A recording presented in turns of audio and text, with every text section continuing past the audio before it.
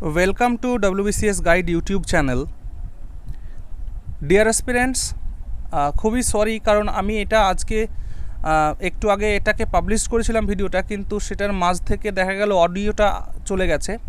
তো এর জন্য ভিডিওটি আমি আবার শ্যুট করে দিচ্ছি। হ্যাঁ, তো যাই হোক, আজকে আমরা পড়তে চলেছি অ্যানসিয়েন্ট ইন্ডিয়ান হিস্ট্রি লেকচার 8। তো ইতিমধ্যে আমরা ইন্ডিয়ান হিস্ট্রির 7টা লেকচার অলরেডি কমপ্লিট করে ফেলেছি। তো আজকে যারা ভিডিওটি প্রথম দেখছো তারা অবশ্যই প্রিভিয়াস লেকচার্সগুলো দেখে নাও। ওকে, আজকে আমরা আলোচনা করব rise of Magadha and pre Mauryan period নিয়ে।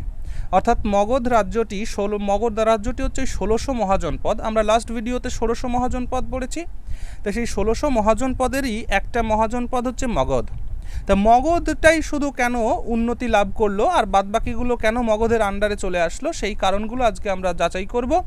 আর তৎসহ আমরা আজকে এই প্রি মৌরিয়ান পিরিয়ড সম্পর্কে পড়ব, অর্থাৎ মৌর্য যুগের আগে এই ভারতবর্ষে বা মগধে কারা কারা রাজত্ব করেছিল সেগুলো আজকে দেখব। তো যাই হোক, আজকে শুরু করার আগে তোমাদের একটু ইনফরমেশন দিয়ে দিই। সেটা হচ্ছে যে এই WBCS ইউটিউব চ্যানেলে আমি তোমাদেরকে করাচ্ছি জিএস সেকশন করাচ্ছি, ঠিক, এবং যে কোনো ধরনের পরীক্ষার জন্য জিএস সেকশন তোমরা এখান থেকে কমপ্লিট করতে পারো, কিন্তু আমার টার্গেট হচ্ছে এটা স্পেশালি WBCS এর ক্ষেত্রে প্রিলিমস অ্যান্ড মেন্স মিলিয়ে। আচ্ছা, কেউ যদি তোমরা আমার থেকে ম্যাথ অ্যান্ড ইংলিশ শিখতে চাও, তো ম্যাথ অ্যান্ড ইংলিশ যদি কেউ আমার থেকে শিখতে চাও, তবে এই ভিডিও ডেসক্রিপশানে দেওয়া আমার আরেকটি চ্যানেলের লিঙ্ক এক্সাম সলিউশন বলে, সেটিকে তোমরা সাবস্ক্রাইব করে নিতে পারো। যদি তোমাদের আমার এই ইংলিশ অ্যান্ড ম্যাথ পড়ানো ভালো লাগে তো অবশ্যই দেখবে সেখানে গিয়ে। ওকে, তো চলো আর কথা না বাড়িয়ে শুরু করছি। তো দেখো, সবার আগে আমরা আলোচনা করি রাইজ অফ মগধ নিয়ে। মগধের রাইজ কেন হলো? একটা কথা মাথায় রাখবে, যে কোনো রাজ্য বা যে কোনো রাষ্ট্রের উন্নতির পেছনে কতগুলো কারণ থাকে। যে সেই রাজ্যটি বা রাষ্ট্রটি কোথায় অবস্থিত, তার ভৌগোলিক অবস্থান কি, তার খনিজ সম্পদের পরিমাণ কতটুকুন, তারপরেও থাকে যে তার প্রশাসন ব্যবস্থাটা কতটা ভালো।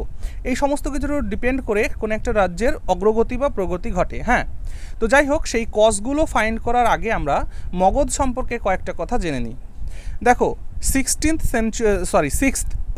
সেঞ্চুরি বিসি থেকে ভারতবর্ষ কিন্তু সাক্ষী হয়েছিল struggle for supremacy among 4 states. 4টে স্টেট, 16টা মহাজন পদের মধ্যে 4টে স্টেটের মধ্যে কিন্তু 6th সেঞ্চুরি বিসি থেকেই সুপ্রিমেসির লড়াইটা শুরু হয়ে যায়। আর সেই সুপ্রিমেসির লড়াইতে যে 4টে স্টেট অংশগ্রহণ করে 16টি মহাজন পদের মধ্যে, তার মধ্যে অন্যতম মগধ, কোশল, বৎস, অবন্তী। এই 4টি স্টেট নিজেদের মধ্যে লড়াই করতে থাকে যে কে সুপ্রিম, কে সব থেকে বেটার, মানে সুপ্রিম কোয়ালিটিতে কে পৌঁছাতে পারে, মানে নিজেদের সুপ্রিমেসি নিয়েই লড়াই। ওকে, আচ্ছা, এবার দেখো, কিন্তু ultimately Magadh established its supremacy. কিন্তু শেষমেশ আমরা দেখতে পাই যে মগধই কিন্তু সেই 16টা রাজ্যের মধ্যে মগধই কিন্তু এস্টাবলিশ করতে পারলো, বাকিরা সবাই মগধের আন্ডারে চলে আসলো। কি করে আসলো সেগুলো আমরা আজকে ধীরে ধীরে পড়বো। ওকে, আচ্ছা, আরেকটা কথা, শুধুমাত্র আমার এই চ্যানেলে তারাই থাকবে বা সাবস্ক্রাইব করবে যারা শুধু পড়াশুনো করতে চাও। পড়াশুনোর বাইরে যারা পড়াশুনো করতে চাও না, তারা প্লিজ আমার এই চ্যানেলটিকে সাবস্ক্রাইব করবে না, এবং এখান থেকে ভিডিওগুলো দেখার কোনো দরকার নেই।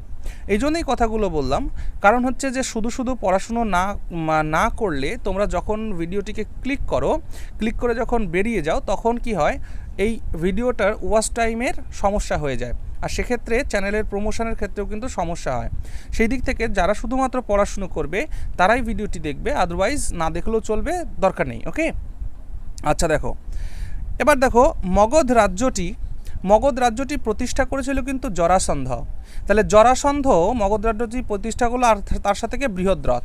তাহলে মগধ সাম্রাজ্যটি প্রতিষ্ঠা করেছিল কিন্তু জরাসন্ধ এবং বৃহদ্রথ। কিন্তু এই জরাসন্ধ আর বৃহদ্রথের আমলে কিন্তু কখনো মগধের রাইজটা হয়নি। তাহলে কী হবে, but it's future rulers made it most powerful kingdom of north India. কিন্তু মগধে যে পরবর্তী যে ভবিষ্যৎ যে শাসক এসছিলেন, সেই ভবিষ্যৎ শাসকেরাই কিন্তু মগধের উন্নতি ঘটিয়েছিল। ওকে, তাহলে মগধের উন্নতির পেছনে কিন্তু ভবিষ্যৎ যে মগধের রুলার ছিল তারাই দায়ী। এবার দেখো, there were 3 dynasties ruled Magadha before Maurya। তাহলে মগধে মৌর্য সাম্রাজ্য প্রতিষ্ঠা হওয়ার আগে মগধে মৌর্য সাম্রাজ্য প্রতিষ্ঠা হওয়ার আগে মগধকে 3টি বংশ শাসন করেছে, 3টি রাজবংশ শাসন করেছে। সেই 3টি রাজবংশর নাম কি? সেই 3টি রাজবংশ হচ্ছে প্রথম হর্ষঙ্ক রাজবংশ, তারপর শিশুনাগ রাজবংশ, তারপর নন্দ। আর এই সিকোয়েন্সটা মনে রাখার জন্যে তোমরা একটা বাংলা লাইন মনে রাখবে যে হর্ষের শিশু নন্দ, এই কথাটা মনে রাখবে। হর্ষের শিশু নন্দ মানে হর্ষ মানে হর্ষাঙ্ক বংশ, শিশু মানে শিশুনাগ বংশ, নন্দ মানে নন্দ বংশ। তাহলে সিকোয়েন্সটা মনে থাকবে যে মৌর্য সাম্রাজ্যের আগে কে ছিল, তার আগে কে ছিল, তার আগে কে ছিল। তাহলে মৌর্য সাম্রাজ্যের আগে ছিল নন্দ বংশ, তার আগে ছিল শিশুনাগ বংশ, তার আগে ছিল হর্ষাঙ্ক বংশ। ঠিক আছে? আচ্ছা দেখো, আর মগধ সাম্রাজ্যটার এক্সপ্যানশন যেটা হয় সেটা কিন্তু হর্ষাঙ্ক বংশেই শুরু হয়েছিল। হর্ষাঙ্ক বংশের রাজা ছিলেন বিম্বিসার, হর্ষাঙ্ক বংশের রাজা ছিলেন অজাতশত্রু, হর্ষাঙ্ক বংশের রাজা ছিলেন নাগদাশক। তো এদের এই সময়কালে হর্ষাঙ্ক বংশের কিন্তু ইম্পেরিয়ালিজম মানে সাম্রাজ্যবাদ সেটা শুরু হয়েছিল। কিন্তু মগধের সাম্রাজ্যবাদ চূড়ান্ত পর্যায়ে পৌঁছেছিল কিন্তু মৌর্যদের সময় মগধের যে এক্সপ্যানশন সেটা চূড়ান্ত অবস্থায় পৌঁছে গেছিল। ওকে, তাহলে এখন আমাদের কি করা দরকার? Now we have to find the cause of the rise of Magadha. মগধের রাইজের পেছনে কতগুলো কারণ ছিল সেগুলো আমাদের এবার দেখতে হবে। এখানে একটা কথা মাথায় রাখবে, তোমাদের জন্য এই যে নোট আমি তৈরি করে রেখেছি, এই নোটের পিডিএফ আমি ডেসক্রিপশান সেকশানে দিয়ে দেবো, সেখান থেকে তোমরা লিঙ্ক দিয়ে দেবো, সেখান থেকে তোমরা ডাউনলোড করে নেবে। আমি এখন থেকে কি করব, প্রতিদিন যে ক্লাসগুলো করাবো প্রত্যেকটা ক্লাসের পিডিএফ নোট আমি ডেসক্রিপশান বক্সে দিয়ে দেবো, তোমরা সেখান থেকে ডাউনলোড করে নেবে। ওকে, আচ্ছা। আর এখান থেকে একটা কথা মাথায় রাখো, আমি যে নোটগুলো তোমাদের জন্য করেছি সেগুলো কিন্তু খুব খুব খুব ইম্পর্ট্যান্ট। ঠিক আছে, খুব খুব খুব ইম্পর্ট্যান্ট। আর এটা কিন্তু আমি শুধুমাত্র তোমাদের প্রিলিমস নয়, মেইনকে মাথায় রেখেও কিন্তু করেছি। ওকে, তো প্রিলিমস অ্যান্ড মেন দুটোকে মাথায় রেখেই কিন্তু নোটগুলো করা, এটাকে মাথায় রাখবে। আর অপশনাল হিস্ট্রি যারা পেপার নিয়েছো তাদের জন্যেও কিন্তু এগুলো খুব খুব ইম্পর্ট্যান্ট। ঠিক আছে, আচ্ছা দেখো, এবার আমরা পড়তে চলেছি কজেস অফ মগধাস রাইজ। মগধের রাইজের কারণটা কি? নাম্বার 1, আমি অনেকগুলো কারণের মধ্যে আমি 3টে কারণকে বেছে নিয়েছি। যখন তোমরা মেইনে অপশনাল হিস্ট্রি যদি কেউ নিয়ে থাকো, তখন যখন মেইনে হিস্ট্রিতে লিখবে, যখন মেইনে অপশনালে, তখন তোমাকে প্রশ্ন করা হবে, হ্যাঁ, write the causes of Magadha's rise, মগধের রাইজের কারণগুলি লিখো। এই প্রশ্ন। সেই প্রশ্নে দেখো যে মূল তোমার যে কন্টেন্ট হওয়া উচিত, সেই মূল 3টে কন্টেন্ট কিন্তু এখান থেকে গ্রহণ করতে পারো। নাম্বার 1, আমি যেটা শুরুতে আলোচনা করেছিলাম যে Magadha had an advantage of geographical position. মগধের একটা জিওগ্রাফিক্যাল পজিশনের বিরাট অ্যাডভান্টেজ ছিল। জিওগ্রাফিক্যাল পজিশন কী জিনিস? জিওগ্রাফিক্যাল পজিশন হলো একটা রাজ্য বা রাষ্ট্র কোথায় ভৌগোলিকভাবে কোথায় অবস্থান করছে। যেমন আমাদের ভারতবর্ষ ভৌগোলিকভাবে এমন একটা জায়গায় বসবাস করছে যে সেখানে বিভিন্ন ধরনের প্রোটেকশন রয়েছে। যেমন আমাদের পূর্ব, পশ্চিম এবং দক্ষিণ দিকে রয়েছে সমুদ্র এবং উত্তর দিকে রয়েছে হিমালয়। সেইখান থেকে দাঁড়িয়ে আমাদের এদিক থেকে সমুদ্রের প্রোটেকশন আমরা পাচ্ছি, ওদিক থেকে হিমালয়ের প্রোটেকশন আমরা পাচ্ছি, ঠিক না? সমুদ্র থাকার জন্য আমাদের ব্যবসা বাণিজ্য করতে কোনো অসুবিধা হচ্ছে না। তো আর হিমালয় পর্বত থাকার জন্য আমরা বৃষ্টিটা ভালো করে পাচ্ছি। এই যে যে জিনিস ব্যাপারগুলো, অর্থাৎ একটা রাষ্ট্র বা রাজ্য জিওগ্রাফিক্যালি কোথায় পজিশন করে আছে সেটা কিন্তু একটা বড় ব্যাপার। আর সেই ক্ষেত্রে মগধের কথা যদি বলি, মগধ হচ্ছে গঙ্গা নদীর পাড়ের একটি রাজ্য। অর্থাৎ কি, মগধ ছিল মিডিল গ্যাঙ্গেটিক প্লেনে এর সেন্টার, ঠিক আছে মগধ। তাহলে যদি গাঙ্গেয় উপত্যকায়, মধ্য গাঙ্গেয় উপত্যকায় যদি কোনো রাজ্য হয়, তাহলে গঙ্গা নদীর উপত্যকাটা মানেই তো উর্বরতা। গঙ্গা নদীর উপত্যকা মানেই উর্বর জমি, আর সেই উর্বর জমিতে প্রচুর পরিমাণে ফসল ফলে। আর প্রচুর পরিমাণে ফসল ফলার জন্যে মগধবাসীরা তাদের উৎপন্ন ফসল খাওয়া দাওয়া করার পরেও তাদের কাছে কিছু ফসল রয়ে গেল, এবং সেই এক্সট্রা খাবার তাদের কাছে যে রয়ে গেল, সেই এক্সট্রা খাবারগুলো তারা আস্তে আস্তে জমা করতে শুরু করলো। আর যখনই এক্সট্রা খাবার কোনো রাজ্য জমা করতে শুরু করে, তখন সেই সমস্ত রাজ্যকে বলা হয় ফুড সারপ্লাস স্টেট। তাহলে মগধ কিন্তু ফুড সারপ্লাস স্টেট কিন্তু তৈরি হয়েছিল। কেন হয়েছিল? কারণ এই গ্যাঙ্গেটিক ভ্যালিতে যে ফার্টাইল সয়েল ছিল, মানে এত উর্বর মাটি ছিল, সেই মাটিতে প্রচুর পরিমাণে ফসল ফলে। মগধবাসী আর কতটুকুন খাবার খাবে, তার থেকে বেশি খাবার কিন্তু আস্তে আস্তে তাদের কাছে জমা হতে লাগলো, এবং সেগুলো তারা কী করলো, আস্তে আস্তে জমা করলো পরবর্তী মহামারী দুর্ভিক্ষের সময় এগুলো কাজে লাগানোর জন্য, ঠিক না? তো সেই ক্ষেত্রে কিন্তু মগধ একটা ফুড সারপ্লাস স্টেট ছিল সেই সময়ের যুগে। ওকে, আচ্ছা 2 নম্বর পয়েন্ট দেখো, 2 নম্বর পয়েন্টে লিখে রেখেছি যে কোনো দেশের যদি গ্রোথ করতে হয়, কোনো দেশের যদি ডেভেলপমেন্ট আনতে হয়, তাহলে সেই দেশের খনিজ সম্পদ থাকতে হবে। তোমরা একটু কল্পনা করো, মিডল ইস্ট এর কান্ট্রি যেগুলো রয়েছে, মানে সৌদি আরব যেটা আর কি, আরব কান্ট্রি, আরব, তোমরা ভাবতে পারো আরবে কি আছে? আরবে কিচ্ছুই নেই ওপরে, মানে যেখানে মরুভূমি রয়েছে, ফসল ফলানোর বিশেষ সমস্যা রয়েছে, কিন্তু আরবের আশীর্বাদ কিন্তু আরবের ভূগর্ভস্থ তেল, খনিজ তেল। তাহলে এই খনিজ তেল যদি আরবের কাছে না থাকতো, আজকে দুবাইকে এরকম রূপে কিন্তু আমরা দেখতে পেতাম না, বা ইউএইকে কিন্তু আমরা এরূপে দেখতে পেতাম না। তার মানে কোনো দেশের ডেভেলপমেন্টের জন্যে তার সবথেকে বড় জিনিসটা হচ্ছে তার খনিজ সম্পদ। আর এই মগধের কিন্তু খনিজ সম্পদের প্রচুর পরিমাণে প্রাচুর্য ছিল, আর সেই ক্ষেত্রে সব থেকে বেশি আয়রন ছিল। মানে Magadh had the richest deposits of iron. মগধে প্রচুর পরিমাণে কী ছিল? মগধে প্রচুর পরিমাণে আয়রন ছিল। And it help them to make modern weapons. এবং এই আয়রনগুলো তাদেরকে সাহায্য করেছিল নতুন নতুন অস্ত্রশস্ত্র, মডার্ন অস্ত্রশস্ত্র তৈরি করতে, অ্যান্ড ইমপ্লিমেন্টস, এবং আরও যে সমস্ত আনুষঙ্গিক জিনিসপত্র যা ব্যবহারিক জীবনে যা লাগে তাই দিয়ে তারা সেগুলো তৈরি করেছিল। আর সবথেকে বড় যে ডেভেলপমেন্ট ঘটেছিল সেটা হচ্ছে লাঙলের ক্ষেত্রে। যখন তারা প্লাউজগুলো তৈরি করতো, সেই প্লাউজে যখন তারা লাঙলে যখন লোহার ফাল লাগালো, তখন দেখা গেল চাষাবাদের প্রভূত উন্নতি ঘটল।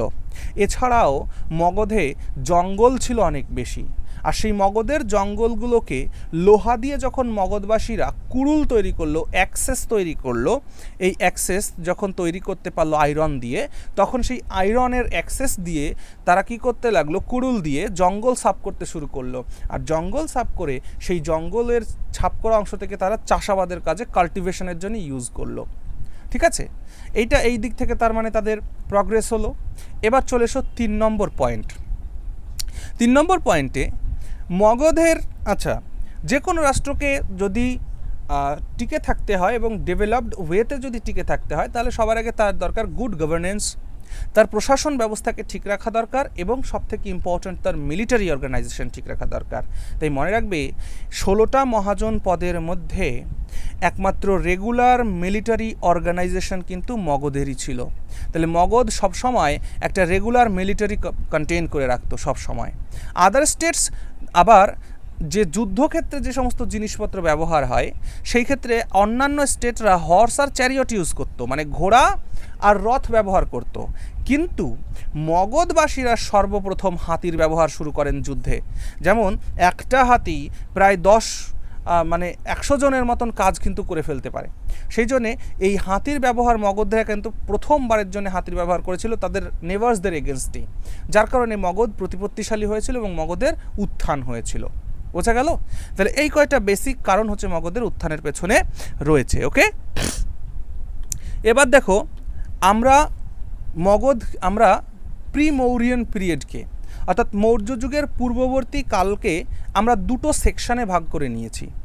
তা মৌর্যদের মগধে ক্ষমতায় আসার পূর্ববর্তীকালে আমরা দেখব যে ভারতবর্ষে, মানে মগধে ইন্ডিজিনাস রুলাররা, মানে দেশীয় রাজারা শাসন করছে। আবার দেখব একাধারে এখানে কি হচ্ছে, ফরেন ইনভেশনও হচ্ছে, মানে বিদেশি আক্রমণও হচ্ছে। বোঝা গেল? তাহলে মৌর্য সাম্রাজ্য প্রতিষ্ঠা হওয়ার পূর্বে দেখা যাচ্ছে যে এই মগধ সাম্রাজ্যে 3খানা দেশীয় রাজবংশ রাজত্ব করছে, এবং 2টো বহির দেশ থেকে আক্রমণ কিন্তু ঘটছে। তো এই 2টো সেকশনকে আমরা আলাদা আলাদা করে পড়তে থাকবো। ওকে, চলো নেক্সট। সবার প্রথমে আমরা দেখে নিই হর্ষঙ্ক ডাইনেস্টি বা হরিয়াঙ্ক ডাইনেস্টি। ইংরেজিতে বলা হচ্ছে হরিয়াঙ্ক ডাইনেস্টি, বাংলায় বলবো হর্ষঙ্ক রাজবংশ। মগধের সর্বপ্রথম সুগঠিত রাজতন্ত্র যদি কেউ প্রতিষ্ঠা করে থাকে, তিনি হলেন বিম্বিসার। কি বললাম, মগধে যদি কেউ সর্বপ্রথম সুগঠিত রাজতন্ত্র গড়ে তোলেন তিনি হলেন বিম্বিসার, অর্থাৎ বিম্বিসার এই হর্ষঙ্ক রাজবংশের প্রতিষ্ঠাতা, এবং তার যে উপাধি ছিল সেই উপাধি কি শ্রেণিক। বিম্বিসারের উপাধি ছিল শ্রেণিক, আর বিম্বিসারের পুত্রকে পরবর্তী সময় আমরা পড়ব অজাতশত্রু, অজাতশত্রুর উপাধি ছিল কুনিক। তাহলে অজাতশত্রুর উপাধি ছিল কুনিক আর বিম্বিসারের উপাধি ছিল শ্রেণিক।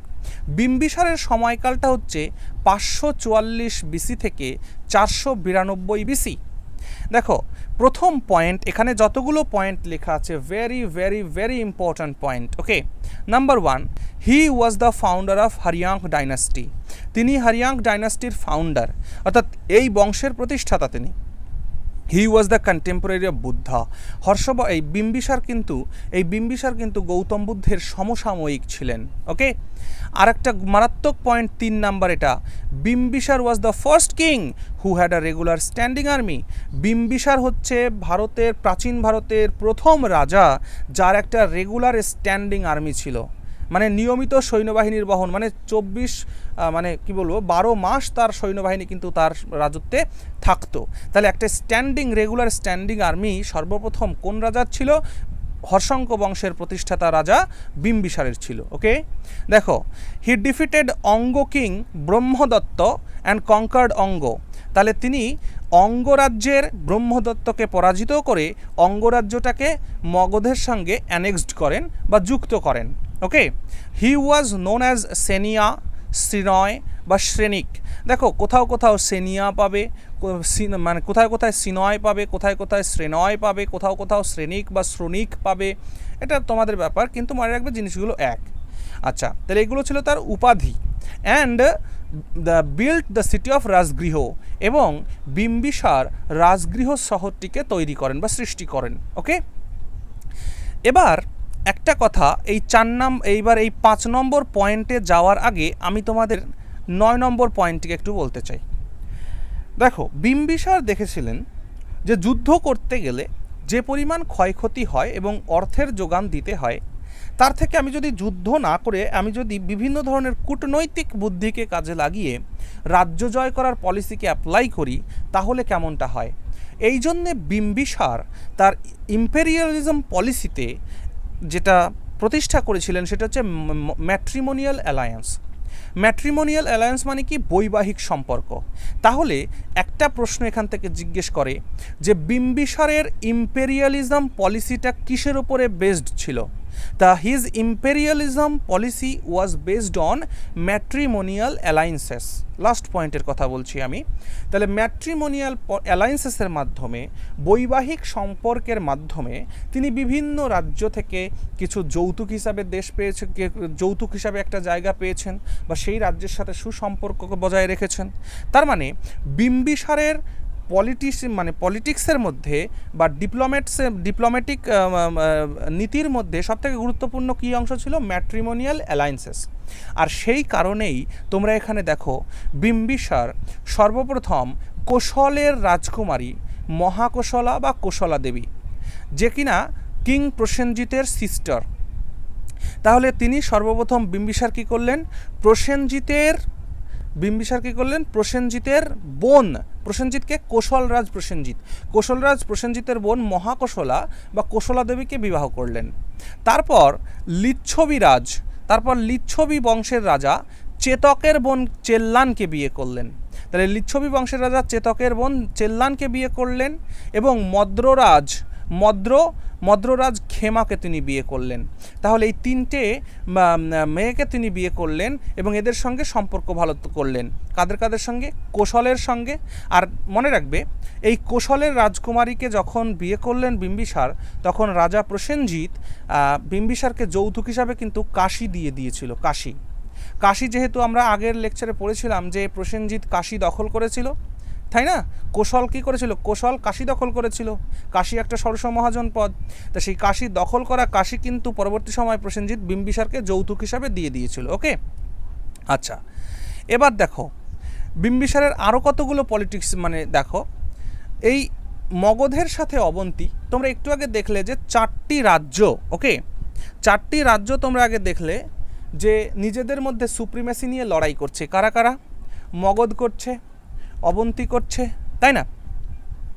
তাহলে মগধ, অবন্তী, বৎস, হ্যাঁ, আর কোশল, এরা সবাই কি করছে? নিজেদের মধ্যে সুপ্রিমেসি নিয়ে লড়াই করছে। তা সেই সুপ্রিমেসির লড়াইয়ের মধ্যে অবন্তীও তো একজন। এবার অবন্তীর যে রাজা প্রদ্যৎ, অবন্তীর রাজা প্রদ্যৎ যখন জন্ডিসে ভোগেন, অবন্তীর সাথে কিন্তু মগধের গণ্ডগোল, কিন্তু তা সত্ত্বেও অবন্তীর রাজা প্রদ্যৎ এর একসময় জন্ডিস রোগ হয়েছিল। আর সেই জন্ডিস রোগ হলে বিম্বিসার যখন খবরটি জানতে পারলো, তখন বিম্বিসার তার নিজের চিকিৎসক, যার নাম ছিল জীবক, তাহলে বিম্বিসারের চিকিৎসকের নাম কি? জীবক। সেই জীবককে কিন্তু তিনি পাঠিয়ে দিলেন এই প্রদ্যতের কাছে তার ট্রিটমেন্টের জন্য।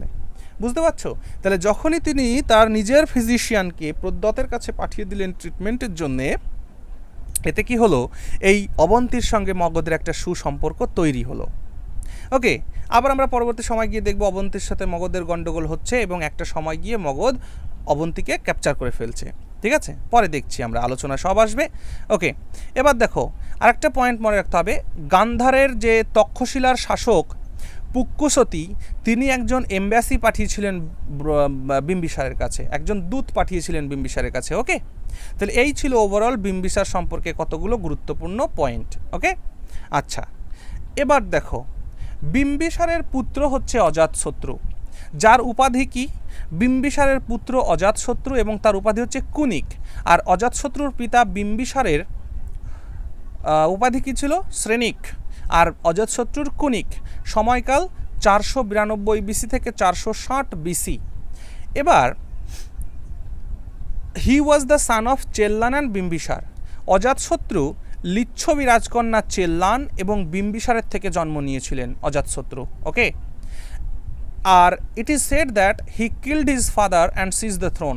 এবং এটা ঐতিহাসিকেরা বলেন যে অজাতশত্রু বিম্বিসারকে হত্যা করে রাজ সিংহাসনে বসেছিলেন। তা কথাটি কেউ কোনো কোনো ঐতিহাসিক মেনে নেন না, আবার কোনো কোনো ঐতিহাসিক বলেন যে না, এই ঘটনাই ঘটেছিল যে অজাতশত্রু বিম্বিসারকে হত্যা করে রাজ সিংহাসনে বসেছিল। কিন্তু আমার ব্যক্তিগতভাবে যেটা মনে হয় যে অজাতশত্রু বিম্বিসারকে হত্যা করেই রাজ সিংহাসনে বসেছিল। এবার কথা হলো কেন এমন মনে হয়? সেকেন্ড পয়েন্ট দেখো, বলছে he defeated his maternal uncle Kosala king Prasenajit. মানে দেখো, তার মামা, নিজের মামা প্রসেনজিতের সঙ্গে সে লড়াই করছে তার ম্যাটার্নাল আঙ্কেলের সঙ্গে। কেন করছে? কারণ মনে রাখবে, বিম্বিসারকে যখন হত্যা করা হলো তখন প্রসেনজিৎ রেগে গেল। কেন? কারণ প্রসেনজিতের ভগ্নিপতি হচ্ছে বিম্বিসার। প্রসেনজিৎ তার বোন মহাকোশলা বা কোশলা দেবীকে বিয়ে দিয়েছেন বিম্বিসারের সঙ্গে। তাই যখনই অজাতশত্রু তার পিতা বিম্বিসারকে হত্যা করলো, তখন প্রসেনজিৎ রেগে গেল, কারণ প্রসেনজিতের ভগ্নিপতি বিম্বিসার আর ভাগ্নে অজাতশত্রু। তখন রেগে গিয়ে বিম্বিসার কিন্তু যে কাশী যৌতুক হিসাবে বিম্বিসারকে দিয়েছিল প্রসেনজিৎ যে বিম্বিসারকে যৌতুক হিসাবে কাশী দিয়েছিল, রেগে গিয়ে প্রসেনজিৎ কিন্তু সেই কাশী ফিরিয়ে নিল মগধের থেকে। আর যখনই সেই কাশী প্রসেনজিৎ ক্যাপচার করে নিল, তখনই অজাতশত্রুর সঙ্গে প্রসেনজিতের অর্থাৎ মগধের সঙ্গে কোশলের বাঁধল গণ্ডগোল, প্রচণ্ড গণ্ডগোল হলো। সেই গণ্ডগোলটাকে রোধ করার জন্যে অজাতশত্রু প্রসেনজিতের সঙ্গে একটা ট্রিটি মানে চুক্তি করলো। সেই চুক্তিতে বলল যে দেখেন, আর গণ্ডগোল করে লাভ নেই, আপনি আমার মামা হন, তো গণ্ডগোলের দরকার নেই, আমরা সুসম্পর্ক নিজেদের মধ্যে তৈরি করি। আপনার যে মেয়ে আছে, রাজা প্রসেনজিতের যে মেয়ে আছে ভজিরা কুমারী, সেই ভজিরা কুমারীকে আমার সঙ্গে বিয়ে দেন। তাহলে অজাতশত্রু কী করলো? এই রাজা প্রসেনজিতের কন্যা ভজিরা কুমারীকে বিবাহ করলো। বিবাহ করে কোশলের সঙ্গে মগধের গণ্ডগোলটাকে মিটিয়ে দিল। ওকে, এবার অজাতশত্রুর নজর পড়ল বজ্জির দিকে। কেন নজর পড়ল?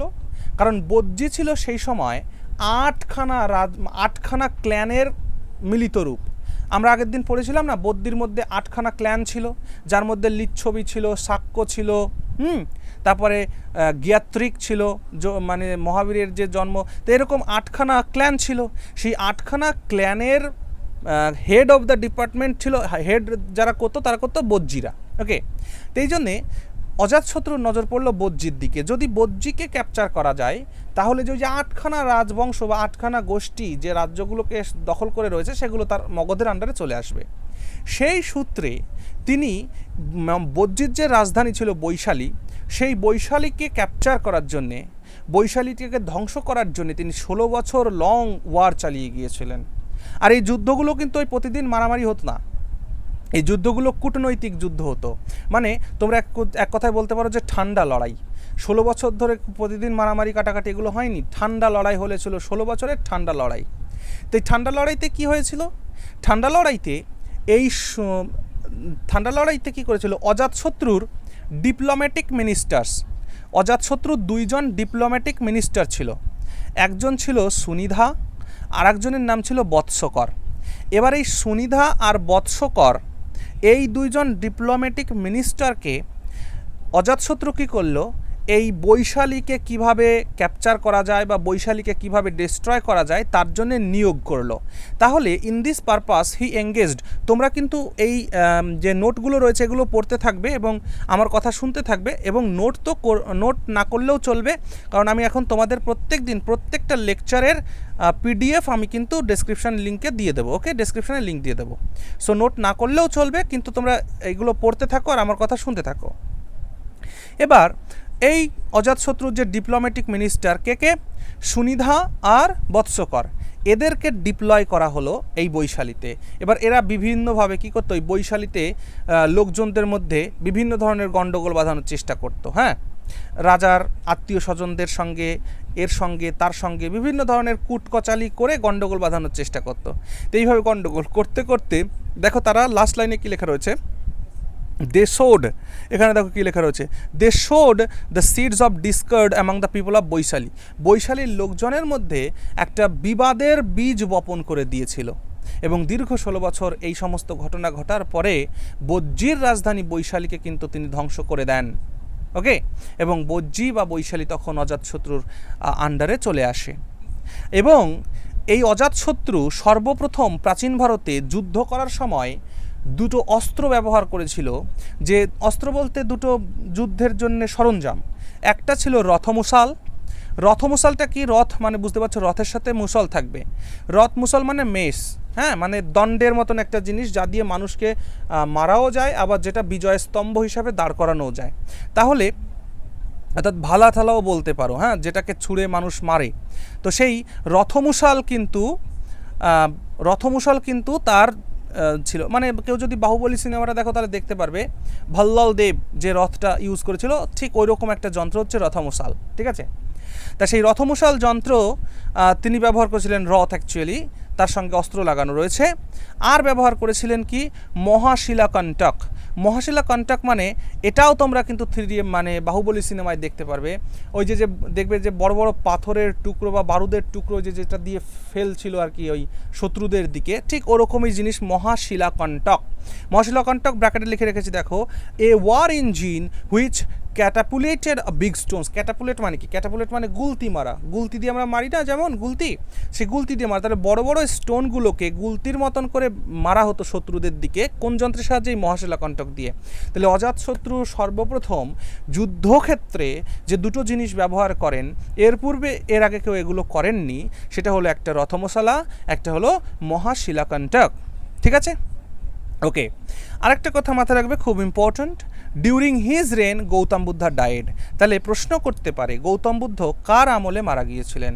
গৌতম বুদ্ধ অজাতশত্রুর আমলে মারা গিয়েছিলেন। তারিখটা কত? তারিখটা ছিল 483 BC।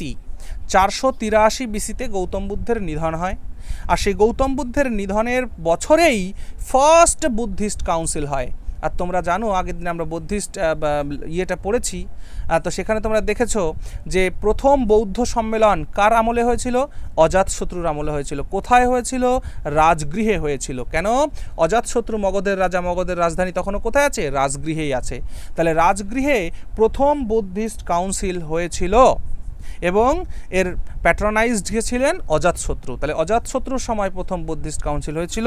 আর একটা পয়েন্ট মনে রাখবে, অজাতশত্রু একটা পাটালিতে একটা জলদুর্গ তৈরি করেছিলেন, আর জলদুর্গটা ছিল একটা ওয়াচ টাওয়ার, যেখান থেকে শত্রুপক্ষের ওপরে নজর বা নিগরানি রাখা যেত যুদ্ধের সময়। ওকে, ভেরি গুড। চলো নেক্সট। এবার আমরা দেখব উদয়নকে। দেখব উদয়ন। এই উদয়নকে বলা হয় উদয়ভদ্রও বলা হয়, কোথাও কোথাও উদয়নকে উদয়ভদ্রও বলা হয়। এর সময়কাল দেখো 460 বিসি থেকে 440 BC. Ajatashatru was succeeded by his son Udayi বা উদয়ভদ্র। তাহলে অজাতশত্রুর পরে মগধের সিংহাসনে তার ছেলে উদয়ন বা উদয়ভদ্র বসেছিল। He build the city of Pataliputra. দেখো উদয়ভদ্রের সবথেকে গুরুত্বপূর্ণ কাজ, সে পাটালিপুত্র শহরের যে পাটলিপুত্র শহর, সেই পাটলিপুত্র শহরের পত্তন করেছিলেন। তাহলে উদয়ভদ্র কী করেছিলেন বা উদয়ন কী করেছিলেন? উদয়ন পাটলিপুত্র শহরের জন্ম দিয়েছিলেন, যেটা কিনা ছিল গঙ্গা এবং সোন নদীর সঙ্গমস্থলে। সোন নদী এবং গঙ্গা নদীর সঙ্গমস্থলে ছিল পাটলিপুত্রটি। He shifted his capital to Pataliputra from Rajgriha. তাহলে সর্বপ্রথম উদয়ন কিন্তু রাজধানীর স্থানান্তরণ করেছিলেন রাজগৃহ থেকে পাটলিপুত্রে, মগধের। ওকে, ভেরি গুড। তারপরে কি লেখা রয়েছে? During his reign a long war continued between Avanti and Magadh. দেখো অবন্তী আর মগধের সঙ্গে কিন্তু আবার যুদ্ধ শুরু হয়ে গেছে। যেহেতু বিম্বিসারের সময় অবন্তী কিং প্রদ্যোতকে জীবক চিকিৎসককে পাঠিয়েছিল, সম্পর্ক ভালো হয়েছিল। তারপরে যখন বিম্বিসার চলে গেল তখন তারপর কিন্তু আবারও গণ্ডগোল শুরু অবন্তী আর মগধের মধ্যে। পরবর্তী সময় গিয়ে তোমরা দেখবে যে অবন্তীকে ক্যাপচার করে নিচ্ছে, কে নিচ্ছে একটু পরেই দেখবে।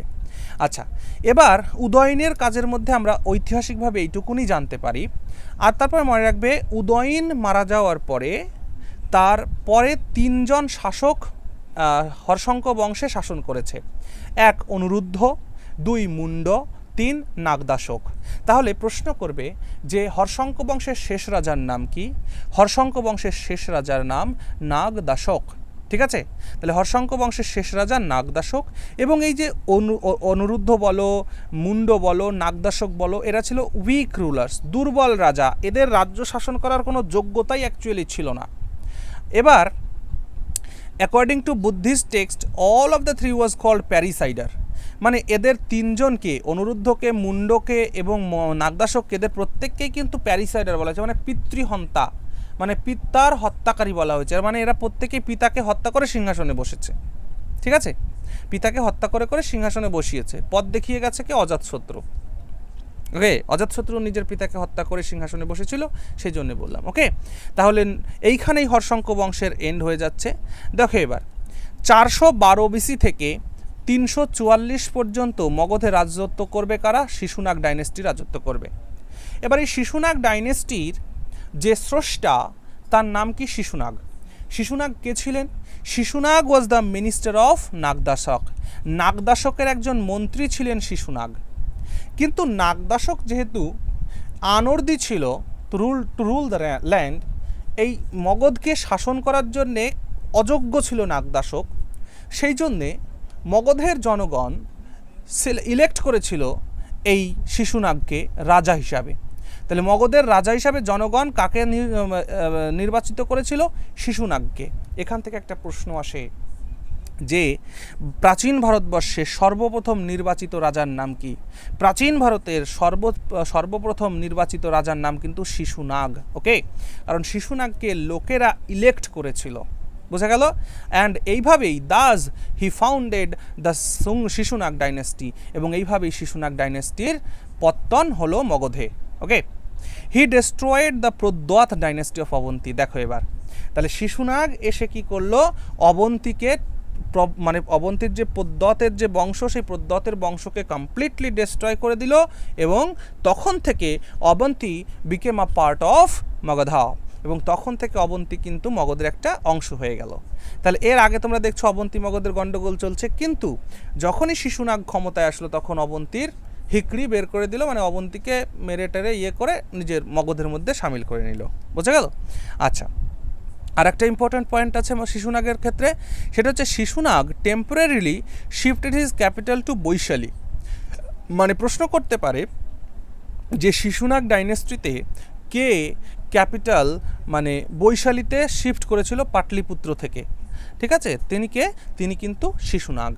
এবার শিশুনাগের মৃত্যুর পর শিশুনাগের পুত্র কালাশোক বা কাকাবর্ণ, যে কোনো জায়গায় যে কোনো নাম থাকতে পারে, কালাশোক বা কাকাবর্ণ তার নাম।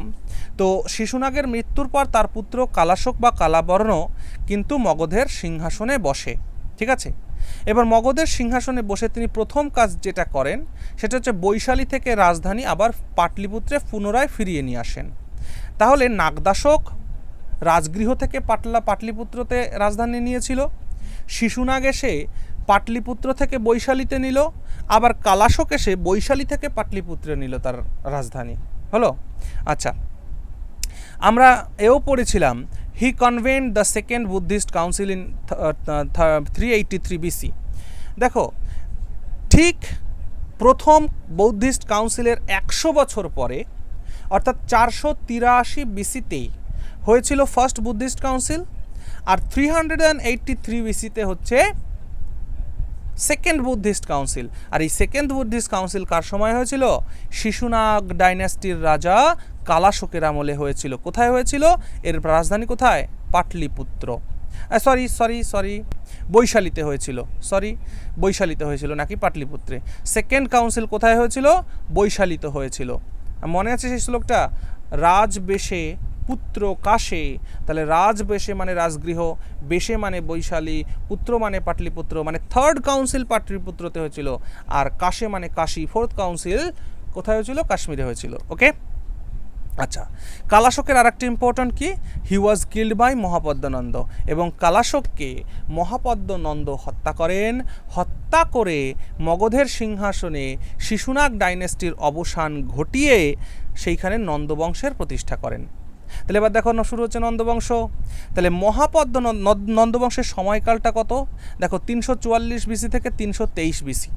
আচ্ছা, মহাপদ্মনন্দ হচ্ছেন নন্দবংশের প্রতিষ্ঠাতা। তো শিশুনাগ ডাইনেস্টিকে মগধের সাম্রাজ্য থেকে উৎপাটন করে তিনি নন্দবংশের প্রতিষ্ঠা করেন মগধে। এবার এই নন্দকে বলা হয়, মানে মহাপদ্মনন্দকে বলা হয় তিনি একজন শূদ্র ফ্যামিলি থেকে বিলং করতেন। ঠিক আছে, শূদ্র ফ্যামিলি থেকে বিলং করতেন। এই জন্যে 3 নম্বর পয়েন্টের কথা বলছি আমি। হি বিলং টু শূদ্র কাস্ট, তিনি শূদ্র বংশে বিলং করতেন। হেন্স নন্দজ ওয়াজ দ্য ফার্স্ট নন ক্ষত্রিয় ডাইনাস্টি। এই জন্যে নন্দবংশকে বলা হয় প্রথম অক্ষত্রিয় রাজবংশ। তাহলে প্রাচীন ভারতের প্রথম অক্ষত্রিয় রাজবংশ কোনটি? নন্দ ডাইনাস্টি। এবং নন্দের পরে যে মৌর্য ডাইনেস্টি এসেছিল এটাও কিন্তু কারণ চন্দ্রগুপ্ত মৌর্যও শূদ্র কমিউনিটিতে ছিল, শূদ্র কাস্টে বিলং করত, তাই শূদ্র মৌর্যদের রাজব্যবস্থাও শূদ্র ছিল। কিন্তু মনে রাখতে হবে যে মৌর্যদের আগেও কিন্তু নন্দ ডাইনেস্টি কিন্তু এটাও ছিল নন ক্ষত্রিয় ডাইনেস্টির। ওকে, আচ্ছা, এরপর 2 নম্বর পয়েন্টটাকে খেয়াল করো যে এই মহাপদ্মনন্দের অনেকগুলো উপাধি ছিল। মহাপদ্মনন্দের উপাধি ছিল যেমন প্রথমে একরাট বা একচ্ছত্র। তাহলে একরাট বা একচ্ছত্র মানে কি? Sovereign ruler. ঠিক, সভরেন রুলার মানে কাকে বলে জানো? স্বাধীন, মানে যাকে কেউ বাইরে থেকে হস্তক্ষেপ করবে না। ঠিক আছে, যার ওপরে কারো কোনো কর্তৃত্ব নেই তাকেই বলা হয় সভরেন রুলার, মানে সার্বভৌম রাজা। তাহলে একরাট বা একচ্ছত্র রাজা মানে কি? সার্বভৌম রাজা, তার উপাধি ছিল। এছাড়াও তার উপাধি ছিল সর্বক্ষত্রান্তক। আচ্ছা, সর্বক্ষত্রান্তক উপাধি কেন? দেখো, সর্বক্ষত্রকে অন্ত করে যে তাকে বলা হয় সর্বক্ষত্রান্তক। ক্ষত্র মানে কি? ক্ষত্রিয়। তাহলে আপরুটার অফ অল ক্ষত্রিয়াস, তিনি যেহেতু শূদ্র কাস্টে বিলং করতেন তাই তিনি সমস্ত ক্ষত্রিয়দের উৎপাটন করেছিলেন। সমস্ত ক্ষত্রিয়দের উৎপাটন করে নিজের শূদ্র শাসন নিজের শাসন ব্যবস্থাকে গড়ে তুলেছিলেন।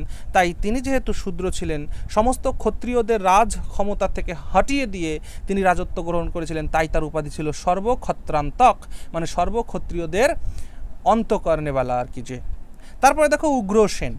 আমরা যখন বেদিক এজ পড়েছিলাম তখন আমরা উগ্র মানে একটা ডিপার্টমেন্ট পেয়েছিলাম, সেটা কি? পুলিশ। পুলিশকে কি বলা হতো বৈদিক যুগে? উগ্র মানে পুলিশ। তাহলে উগ্রসেন তার নাম ছিল এই কারণেই যে, উগ্রসেন তার উপাধি ছিল এই কারণেই যে he was the owner of a huge army. সে একটা বিরাট আর্মির ওনার ছিল। কে? মহাপদ্মনন্দ। হয়েছে। এছাড়াও মহাপদ্মনন্দকে কিন্তু দ্বিতীয় পরশুরামও বলা হয়েছে। হিন্দু ধর্মশাস্ত্র গ্রন্থগুলোকে কিন্তু মহাপদ্মনন্দকে দ্বিতীয় পরশুরাম হিসাবে বলা হয়েছে। ওকে, আচ্ছা, এরপর দেখো 4 number point. According to Puran অনুসারে he conquered Ikshvaku dynasty Kosala dynasty, Panchala dynasty, Kalinga dynasty, Ashmaka, Kashi, Kuru, Surasena, Mithila. দেখতে পাচ্ছ যে ষোড়শ মহাজন পদের প্রায় সব কয়টা মহাজন পদকেই কিন্তু মহাপদ্মনন্দ জয় করে ফেলেছিল। আর জয় করার ফলে the whole north India came under the reign of Magadh kingdom. এইভাবে এই সমস্ত রাজ্যগুলোকে জয় করার ফলে মগধের আন্ডারে কিন্তু চলে এসেছিল সমগ্র উত্তর ভারত। সমগ্র উত্তর ভারত মগধের আন্ডারে চলে এসেছিল। হয়েছে? এই জন্যে hence he is described as the first empire builder of Indian history. তাই যদি কাউকে বলা হয় যে ভারতবর্ষের প্রথম সাম্রাজ্য বিস্তারকারী রাজা কাকে বলা যাবে, ভারতবর্ষের প্রথম সাম্রাজ্য বিস্তারকারী রাজা বলা যাবে মহাপদ্মনন্দকে। কারণ তিনি সর্বপ্রথম সমগ্র উত্তর ভারতকে মগধের আন্ডারে নিয়ে এসেছিলেন। বোঝা গেল? তাহলে এখান থেকে মহাপদ্মনন্দ কমপ্লিট হলো। এবার দেখো ধননন্দ। মহাপদ্মনন্দের মৃত্যুর পরে তার 8 পুত্র পরপর রাজত্ব করেন। আবার বলি, মহাপদ্মনন্দের মৃত্যুর পরে তার 8 পুত্র পরপর রাজত্ব করেন। এবার তার যে লাস্ট পুত্র ছিল সেই লাস্ট পুত্রের নামই হচ্ছে ধননন্দ। ওকে, তাহলে ধননন্দ ছিল মহাপদ্মনন্দের শেষ সন্তান, লাস্ট সন, মানে Dhanananda was the last one. ঠিক আছে? 300 বিসিতে এই ধননন্দের আমলে, ধননন্দ যখন রাজত্ব করছে সেই ধননন্দের আমলে 326 বিসিতে আলেকজান্ডার, গ্রিকের Alexander invaded north western India. তাহলে আলেকজান্ডার ভারত আক্রমণ করেছিল কার রাজত্বকালে? আলেকজান্ডার ভারত আক্রমণ করেছিল কিন্তু ধননন্দের আমলে, ধননন্দের রাজত্বকালে। But the huge army of Dhanananda deterred Alexander from advancing towards the Gangetic valley. কিন্তু ধননন্দের কাছে এত বিশাল বড় একটা সৈন্যবাহিনী ছিল, আর সেই সৈন্যবাহিনীর ভয় পেয়ে আলেকজান্ডার কিন্তু আর গাঙ্গেয় উপত্যকায় আসতে সাহস পায়নি। ওই সিন্ধু নদীর আশেপাশে কয়েকটা রাজ্যকে জয় করে চলে গেছে। আমরা পরে দেখব কি কোথায় কি করেছে। তো সিন্ধু নদীর আশেপাশে অর্থাৎ আমাদের ভারতবর্ষের উত্তর পশ্চিম অংশে কয়েকটা রাজ্যকে জয় করে তিনি কিন্তু ফিরে গেছেন। তিনি সাহস পাননি পূর্বের গঙ্গার ভ্যালির দিকে এগোনোর জন্যে। কেন সাহস পাননি? কারণ তিনি খবর পেয়েছেন যে ধননন্দের কাছে হিউজ একটা আর্মি রয়েছে। আর সেই ধননন্দের আর্মির অবস্থাটা দেখো 4 নম্বর পয়েন্টে আমি লিখে রেখেছি। According to Greek writer Curtius, CURTIUS, Curtius নাকি কার্টিয়াস, ওকে কার্শিয়াস উচ্চারণ করবে। তা কার্শিয়াস নামক একজন গ্রিক রাইটার। কেন গ্রিক রাইটার হলো? কারণ আলেকজান্ডার গ্রিক থেকে এসেছিল। তাই সেই গ্রিক রাইটারের লেখা থেকে জানা যায় যে Dhanananda had an army of 20,000 of cavalry, মানে তার 20,000 ক্যাভেলরি ছিল। ক্যাভেলরি মানে কি? অশ্বারোহী বাহিনী। যে সমস্ত সৈন্যবাহিনী ঘোড়ার পিঠে চড়ে থাকে তাদের ক্যাভেলরি বলে। তাহলে 20,000 ঘোড়ার পিঠে চড়া সৈন্য, 2 লক্ষ ইনফ্যান্ট্রি। ইনফ্যান্ট্রি মানে পদাতিক সৈন্য, যারা পায়ে হেঁটে চলে। তাহলে 2 লক্ষ পদাতিক সৈন্য, 20,000 ঘোড়ার পিঠের সৈন্য, তার 2,000 খানা রথ ছিল এবং 3,000 খানা হাতি ছিল। বোঝো, এত বড় সৈন্যবাহিনী ভয় পেয়েই কিন্তু আলেকজান্ডার আর পূর্বের দিকে অগ্রসর হননি। এবার এই গ্রিক টেক্সটে আলেকজান্ডারকে কিন্তু একটা নাম বলা হচ্ছে অ্যাগ্রামেস অথবা জ্যান্দ্রামেস। তাহলে অ্যাগ্রামেস বা জ্যান্দ্রামেস কিন্তু কার নাম? ধননন্দেরই নাম। এটা কোথা থেকে পাওয়া যায়? গ্রিক টেক্সট থেকে পাওয়া যায়। ওকে, এবার চলে এসো last point. Dhanananda was defeated by Chandragupta Maurya. Dhanananda Chandragupta মৌর্যের দ্বারা পরাজিত হয়েছিল with the help of great Kautilya Chanakya. Kautilya চাণক্যর সাহায্যে চন্দ্রগুপ্ত মৌর্য ধননন্দকে পরাজিত করেছিল এবং এইভাবেই নন্দবংশের ধ্বংস হয়। কিন্তু এইখানে একটা জিনিস মাথায় রাখবে, গুরুত্বপূর্ণ একটা পয়েন্ট, সেটা হচ্ছে যে এই যে সৈন্যবাহিনী, মনে রাখবে কোনো একটা দেশকে আক্রমণ করতে গেলে বা কোনো দেশকে যদি ক্যাপচার তুমি করতে চাও, তাহলে সেই দেশকে আক্রমণ করো বা ক্যাপচার করতে গেলে তোমার যেটা মূল দরকার সেটা হচ্ছে সেই দেশের জনগণের মানে সহযোগিতা। কোনো দেশকে তুমি ক্যাপচার করতে যাচ্ছ আর সেই দেশের জনগণ যদি তোমাকে সহযোগিতা না করে তাহলে কিন্তু তুমি সেই ক্যাপচারিংটা করতে পারবে না। আর এই ক্ষেত্রে যেটা ঘটনাটা ঘটেছিল সেই ঘটনাটা হচ্ছে যে তোমরা দেখতে পাচ্ছ ধননন্দের এত বড় আর্মি, তা এত বড় সৈন্যবাহিনী মেইনটেন করার জন্যে এই ধননন্দের প্রচুর অর্থের প্রয়োজন ছিল। আর সেই অর্থের প্রয়োজন মেটাতে ধননন্দ মগধবাসীর ওপরে প্রচণ্ড করের বোঝা চাপিয়ে দিয়েছিল। আর যখনই মগধবাসীর ওপরে প্রচণ্ড করের বোঝা চাপিয়ে দিল, তারা যখন সেই করগুলো পরিশোধ করতে পারতো না, তখন এই ধননন্দ মগধবাসীকে বিভিন্নভাবে অত্যাচার টর্চার করত। আর এই অত্যাচার টর্চার করার জন্যেই মগধবাসী কিন্তু নন্দদের প্রতি বিতৃষ্ণা হয়ে গেছিল তারা, এবং বীতশ্রদ্ধ হয়ে গেছিল, এবং তারা চাইতো যে নন্দদের কোনভাবে রাজগদি থেকে নামানো যায়। মানে জনগণ আর সহ্য করতে পারছিল না। আর সেই সূত্র নিয়েই কিন্তু কৌটিল্য চাণক্য চন্দ্রগুপ্ত মৌর্যকে তৈরি করেছিল, এবং পরবর্তী সময়ে সেই চন্দ্রগুপ্ত মৌর্য এই নন্দবংশের অবসান ঘটিয়েছিল ধননন্দকে পরাজিত করে। বোঝা গেল কাহিনী? তাহলে এরপর থেকে আমরা কি দেখব? এরপর থেকে আমরা দেখব যে মৌর্য সাম্রাজ্য মগধে প্রতিষ্ঠিত হয়ে গেল। তো আজকের লেকচারে তো আমরা মৌর্য সাম্রাজ্য পড়ব না। আজকের লেকচারে আমরা পড়ছি যে প্রি মৌরিয়ান পিরিয়ডের কথা পড়ছি, অর্থাৎ মৌর্যদের আগে কি কি হয়েছিল। তাহলে আরেকটু রিভাইজ করে দিই। এখন মৌর্যদের পূর্বে ভারতবর্ষের রাজনীতিকে দুটো সেকশনে দেখা যেতে পারে। এক দেখা যেতে পারে ইন্ডিজিনাস রুলার, আর এক দেখা যেতে পারে ইনভেশন, মানে ফরেন ইনভেশন। ফরেন ইনভেশন আমরা একটু পরেই পড়ব, এখনই পড়ব। তো তার আগে একটু সাম আপ করে নিই যতটুকুন পড়লাম। তা মৌর্য বংশের আগে মগধে যে সমস্ত ইন্ডিজিনাস রুলাররা শাসন করেছিল তারা কারা? সবার প্রথমে করেছিল হর্ষঙ্ক বংশ রাজত্ব, তারপরে করেছিল শিশুনাগ বংশ রাজত্ব, তারপরে করেছিল নন্দ বংশ রাজত্ব। বুঝে গেল? চলো এরপরে আমরা দেখে নিই আমাদের ফরেন ইনভেশন। দেখো ফরেন ইনভেশন মানে কি? ফরেন ইনভেশন মানে হচ্ছে বৈদেশিক আক্রমণ। আর এই ফরেন ইনভেশনের সময় আমাদের দেশে ভারতবর্ষকে, তৎকালীন ভারতবর্ষকে দুটো বিদেশি দেশ আক্রমণ করেছিল। তারা কারা? একটা হলো ইরান আর একটা হলো গ্রিক। ওকে, একটা ইরান একটা গ্রিক। ইরানের প্রাচীন নাম ছিল পার্সিয়া বা পারস্য বাংলায় বলে, আর গ্রিকের আরেকটা যে নাম ছিল সেটা ছিল ম্যাসিডোনিয়া। ওকে, ম্যাসিডোনিয়ার কিং আলেকজান্ডার।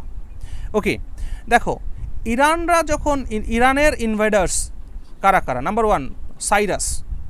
ইরান থেকে সর্বপ্রথম সাইরাস ভারতকে অ্যাটাক করেছিল, কঙ্কার করেছিল ভারতের কিছু জায়গায়। সাইরাসের সময় দেখতে পাচ্ছ এই যে 558 বিসি থেকে 530 বিসি। তাহলে Cyrus of Persia was the first conqueror who penetrated well into India. বলছে যে সাইরাস হচ্ছে প্রথম পার্সিয়ান রুলার যিনি ভারতবর্ষকে পেনিট্রেট করেছিলেন, ভারতবর্ষের মধ্যে ঢুকেছিলেন এবং ভারতবর্ষের কতগুলো স্থান জয় করেছিলেন। হি ডেস্ট্রয়েড দ্য সিটি ক্যাপিসা। ক্যাপিসা নামক শহরটিকে কিন্তু ধ্বংস করেছিলেন। ক্যাপিসাটা কোথায়? নর্থ কাবুল। আর তোমরা জানো কাবুল তখন ভারতেরই অংশ। এবার দেখো ফাদার অফ হিস্ট্রি কাকে বলা হয়? হেরোডটাসকে বলা হয়। তো এখানে একটু ভুল হয়েছে, হেরোডটাস এটা ওয়াই না, টি হবে। হ্যাঁ, HERODOTUS, হেরোডটাস, DOTUS, এটা টি। হ্যাঁ, হেরোডটাস। তাহলে ফাদার অফ হিস্ট্রি, ইতিহাসের জনক কাকে বলা হয়? হেরোডটাসকে বলা হয়। এই হেরোডটাস কে ছিলেন? হেরোডটাস ছিলেন কিন্তু গ্রিক ঐতিহাসিক, গ্রিক হিস্টোরিয়ান। মাঝে মাঝে এটাকে দেখে নিচ্ছি যে অডিওটা রেকর্ড হচ্ছে কিনা, তো কারণ তোমরা জানো যে এই ভিডিও আমি আপলোড করেছিলাম আগে, সেটার অডিওটা রেকর্ড হয়নি, এই জন্য বারে বারে চেক করে নিচ্ছি ওই এটাকে এনে যে অডিও রেকর্ড হচ্ছে কিনা। যাই হোক, তাহলে যে গ্রিক হিস্টোরিয়ান হেরোডটাস তিনি ছিলেন ফাদার অফ হিস্ট্রি, ইতিহাসের জনক। তার সূত্র থেকে আমরা জানতে পারি যে 518 বিসিতে, কততে?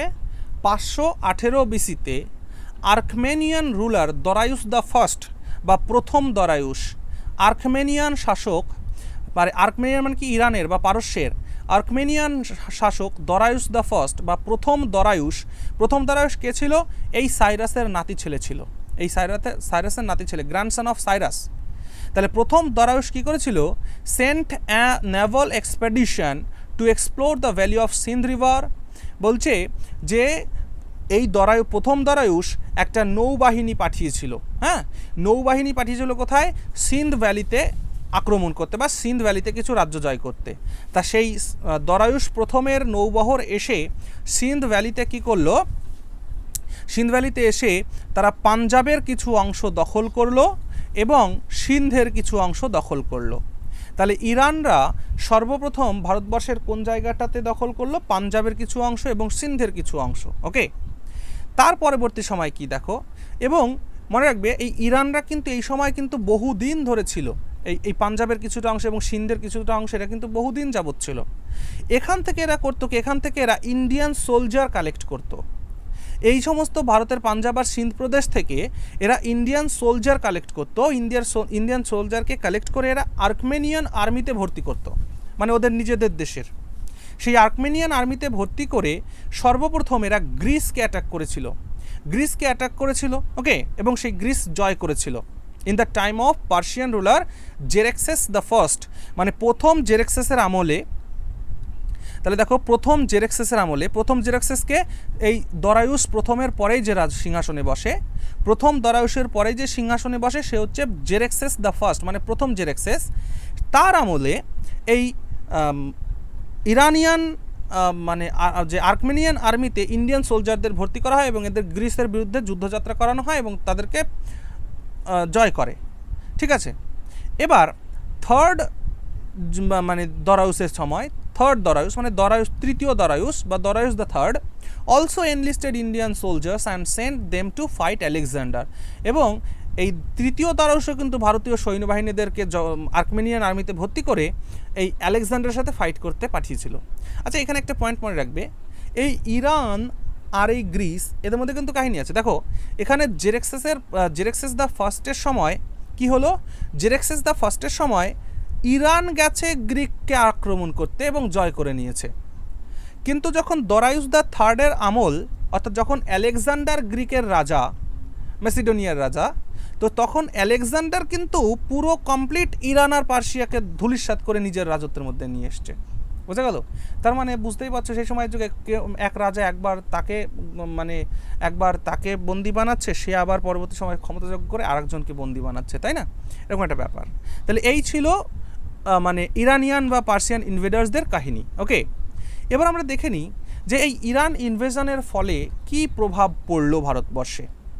তার মানে রেজাল্ট অফ ইরানিয়ান ইনভেশন, এই ইরানিয়ান ইনভেশন ভারতবর্ষে হওয়ার জন্যে, অর্থাৎ ইরানদের আক্রমণ ভারতে হওয়ার জন্য কি প্রভাব ভারতে পড়ল। Number 1, it promoted the Indo Iranian trade and commerce. এটি প্রমোট করেছিল ভারত আর ইরানের মধ্যে ব্যবসা বাণিজ্যকে বাড়াবা দিতে। তাহলে ব্যবসা বাণিজ্যের, ভারত আর ইরানের মধ্যে ব্যবসা বাণিজ্যের যে প্রমোশন সেটা হয়েছিল এদের এই ইনভেশনের জন্যে। তারপরে কি সব থেকে গুরুত্বপূর্ণ আমার কাছে বলে মনে হয় এবং এক্সাম পয়েন্ট অফ ভিউ থেকেও মনে হয়, কখনো প্রশ্ন জিজ্ঞেস করেও ফেলতে পারে, ইরানের যে স্ক্রাইবস ছিল, স্ক্রাইবস মানে কি লিপিকার, দেখো লিখে রেখেছে, যারা লিপি রচনা করতো, লিখতো, সেই ইরানের স্ক্রাইবসরা যখন ভারতবর্ষে আসলো তখন তারা কিন্তু তাদের সাথে নিয়ে এসেছিল মানে তাদের একটা রাইটিং ফর্মকে নিয়ে এসেছিল। আর সেই রাইটিং ফর্ম, অর্থাৎ এই ইরানের লিপিকারদের রাইটিং ফর্ম কিন্তু পরবর্তী সময় ভারতবর্ষে খরষ্টি অ্যালফাবেটে পরিণত হয়। অর্থাৎ ভারতবর্ষের যে খরষ্টি অ্যালফাবেট, খরষ্টি বর্ণমালা বা খরষ্টি ভাষা, সেই খরষ্টি ভাষা কিন্তু এসছে কাদের থেকে? ইরানদের কাছ থেকে এসছে। ওকে, খুব ইম্পর্ট্যান্ট, এটা মনে রেখো। আবার কি, এই ইরানদের fusion of Iranian features found in Mauryan arts. আমরা যখন মৌর্য সাম্রাজ্য পরবর্তী সময় দেখব তখন দেখব যে মৌর্যদের যে আর্টস, কলাকুশলী রয়েছে, সেই মৌর্যদের স্থাপত্য শিল্পের মধ্যে আমরা কিন্তু ইরানের একটা প্রভাব বা ইরানের একটা আর্ট অ্যান্ড কালচারের প্রভাব কিন্তু আমরা লক্ষ্য করব। ওকে, আবার ইরানদের যে কোনো লাভ হয়নি তা নয়, ভারতবর্ষে তখন বুদ্ধিজমের রমরমা বাজার। এরা যখন অ্যাটাক করছে, ইনভেশন করছে, তখন ভারতবর্ষে বুদ্ধিজমের রমরমা বাজার। আর সেই বুদ্ধিজমের রমরমা বাজার হওয়ার জন্যে তখন ইরানিয়ানরা কোন ধর্মের লোক ছিল? জোরাস্ট্রিয়ান ছিল। জোরাস্ট্রিয়ান মানে জরাথুস্ট্রের অনুসরণকারী ছিল। এই বৌদ্ধ ধর্মের অনেক প্রভাব কিন্তু এই জোরাস্ট্রিয়ানদের ওপরে পড়েছিল, অর্থাৎ জোরাস্ট্রিয়ান রিলিজিয়ানের ওপরে বৌদ্ধ ধর্মের অনেক প্রভাব পড়েছিল।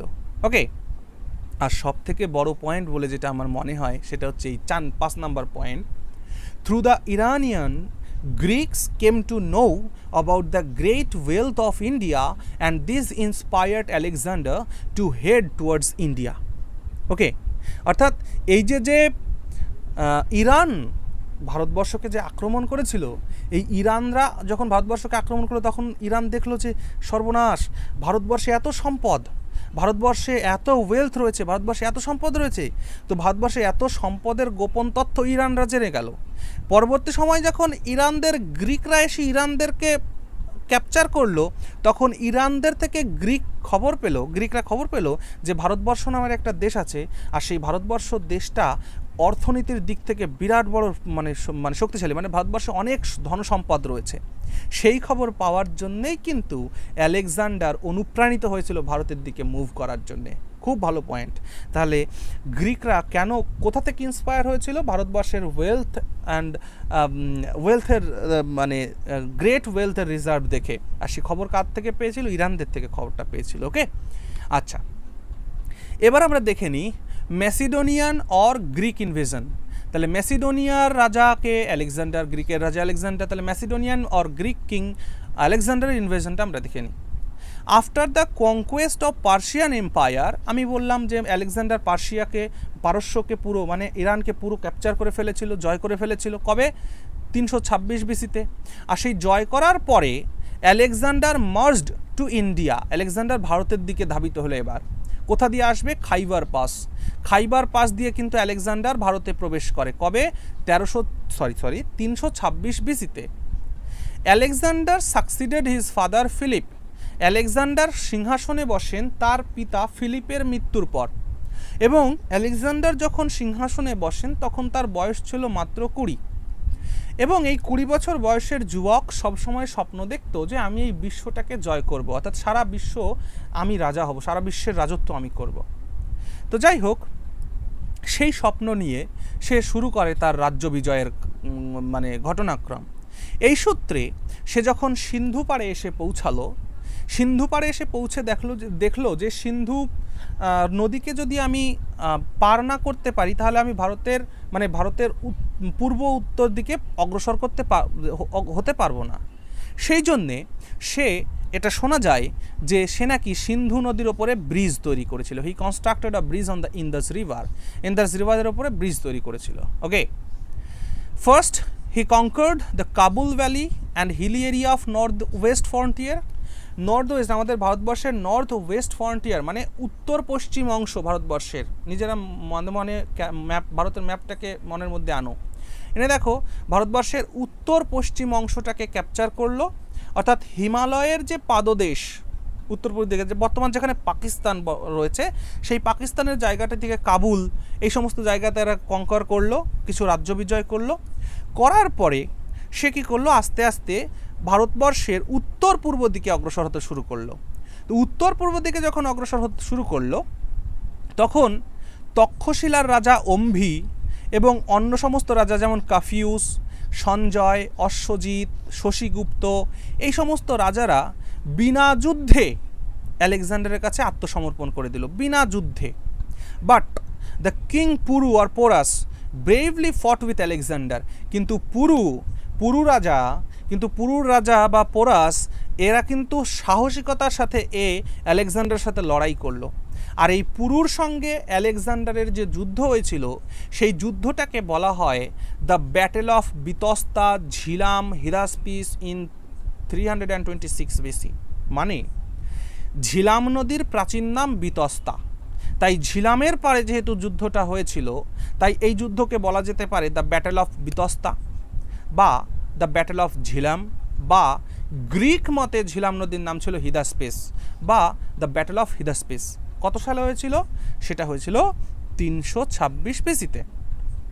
তাহলে বাট পুরু সাহসিকতার সাথে যুদ্ধ করলেও সে পরাজিত হয়েছিল আলেকজান্ডারের কাছে। অ্যান্ড ট্রিটেড হিম আর আলেকজান্ডার তার সঙ্গে জেনারেসলি মানে ট্রিট করেছিল ফর ইজ ব্রেভারি। আমরা যখন আগে ছোটোবেলায় এই রেডিওতে যাত্রা বা নাটক শুনতাম, তখন আমরা শুনতাম কিন্তু একটা ডায়ালগ ছিল ফেমাস, যে আলেকজান্ডারের কাছে যখন পুরুকে এনে হাজির করা হলো, তখন আলেকজান্ডার বলল পুরুকে যে তুমি আমার থেকে কেমন আচরণ প্রত্যাশা করো। তখন কিন্তু পুরু আলেকজান্ডারকে বলেছিল একজন রাজার প্রতি রাজার মতন আচরণ। এই যে সাহসিকতা, এই সাহসিকতার জন্য আলেকজান্ডার কিন্তু খুব ইমপ্রেসড হয়েছিল পুরুর প্রতি। কারণ অন্য সমস্ত রাজা, যে অম্ভি, সঞ্জয়, অশ্বজিৎ, শশীগুপ্ত, এরা সবাই বিনা যুদ্ধে সারেন্ডার করে দিয়েছে, কিন্তু পুরুর এই সাহসিকতার জন্য আলেকজান্ডার নিজেও যেহেতু একজন সাহসী মানুষ ছিলেন, তাই এই সাহসিকতার জন্য কিন্তু তিনি খুশি হয়েছিলেন। খুশি হয়ে শোনা যায় যে পুরুকে তিনি তার রাজ্যটা ফিরিয়ে দিয়েছিলেন এবং তার সাথে ভদ্র আচরণ করেছিলেন। ওকে, আচ্ছা, এবার দেখো হোয়েন আলেকজান্ডার রিচ, তাহলে এখানে পুরুকেও জয় করা হয়ে গেল, এবার আরও পূর্ব দিকে আসছে। হোয়েন হি রিচ দ্য বিয়াস, এবার যখন আলেকজান্ডার বিয়াস নদীর তীরে আসলো, বিয়াস নদীর তীরে যখন আসলো, তখন his army refuse to go further. তখন আলেকজান্ডারের যে সৈন্যবাহিনী, তারা আলেকজান্ডারকে বললো আমরা যুদ্ধ করতে পারবো না, আমরা যেতে পারবো না, আমরা এখন বাড়ি যাব। তখন আলেকজান্ডার দেখলো সর্বনাশ, এই পৃথিবীতে আমি কারো কাছে পরাজয় স্বীকার করিনি, এখন দেখছি আমার নিজের সৈন্যবাহিনী আমাকে হারিয়ে দিতে চলেছে। ঠিক এই মুহূর্তে আলেকজান্ডারের যখন এরকম একটা ভাবনা চিন্তা হয়েছে, অর্থাৎ আলেকজান্ডারের সৈন্যবাহিনী যখন আর এগোতে চাইছে না যুদ্ধ করার জন্যে, ঠিক তেমনি সময় আলেকজান্ডার খবর পেয়েছে যে মগধ নামে একটা রাজ্য আছে, সেই মগধের কাছে প্রচুর অস্ত্র, মানে প্রচুর সৈন্যবাহিনী আছে। তাহলে আমরা একটু আগে পড়ে আসলাম যে আলেকজান্ডার কার সময় ভারত আক্রমণ করেছিল? ধননন্দের সময় আক্রমণ করেছিল। আর ধননন্দের সেই মিলিটারি পাওয়ার মনে আছে তো? 20,000 ক্যাভেলরি, 2 লাখ ইনফ্যান্ট্রি, তারপর 2000 চ্যারিয়টস, 3000 এলিফ্যান্টস। তাহলে এই যে বিশাল সৈন্যবাহিনী, এই বিশাল সৈন্যবাহিনীর কথা যখন আলেকজান্ডার জানতে পারলো, তখন সে সিদ্ধান্ত নিল যে না, সে দেশে ফিরে যাবে। তাহলে সিদ্ধান্ত সে কবে নিল? 325 বিসিতে সিদ্ধান্ত নিল যে না, দেশে ফিরে যাবে। এবং the conquered regions were put under the Macedonian administration, এবং সে যতগুলো রাজ্য বা রাষ্ট্র এত পর্যন্ত জয় করেছিল, সেইগুলোকে সে কী করলো? ম্যাসিডোনিয়ার অ্যাডমিনিস্ট্রেশনের আন্ডারে গভর্নর নিযুক্ত করে চলে গেলেন, যে তোমরা ভাই আমাকে এখান থেকে ট্যাক্স দেবে, তোমরা তোমাদের মতন রাজত্ব করো, কিন্তু আমাকে ট্যাক্স দেবে। এই হচ্ছে কথা। এই করে চলে গেল। এবার এখান থেকে একটা প্রশ্ন আসে যে আলেকজান্ডার ভারতবর্ষে কতদিন ছিলেন? আলেকজান্ডার ভারতবর্ষে 19 মাস ছিলেন। আলেকজান্ডার ভারতবর্ষে 19 মাস ছিলেন, মনে রেখো। আর কি 323 বিসিতে, কবে?